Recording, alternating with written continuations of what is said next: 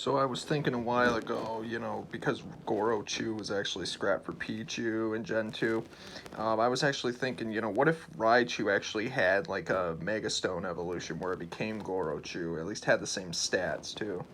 That would have been interesting. Unless Alolan Raichu is actually supposed to be Gorochu, but like not as, but it's something else though instead. Maybe it's got the same stats, not as Raichu, but like maybe base stats. Status it might, but I'd have to double check that. But other than that, everything else seems to be a little different. Because it's a fairy and an electric type, but then it was also had the ability to levitate and all that.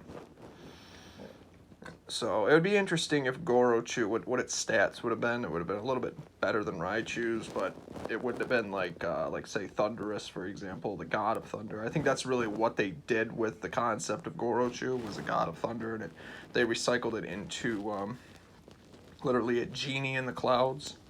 So I think that's where the concept, they took the idea of Gorochu being a god of thunder, and then they literally just redesigned it as something else. So they did recycle the concept, but I do think I've made a video covering that already, but it's been a while though. So yeah, Gorochu would have been interesting if they would have had like maybe it had high special attack and high speed, no joke, and then give it something like terrain advantage.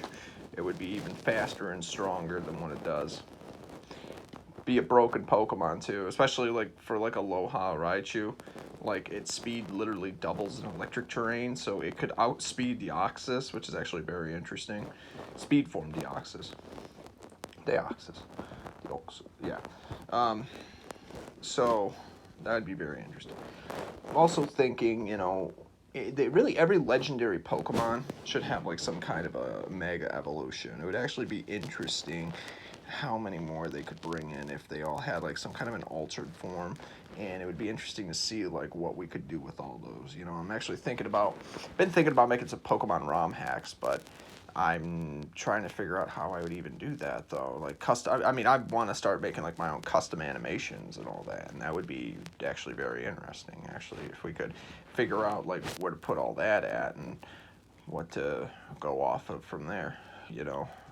Make a bunch of custom moves, a bunch of custom maps, a bunch of custom areas that have never been assembled before. Try to expand around it in like kind of like a canon universe, like what the Pokemon series was about, you know, just to see what we could come up with, you know, because I guarantee it'd be some wild stuff that most people have never even seen or heard before.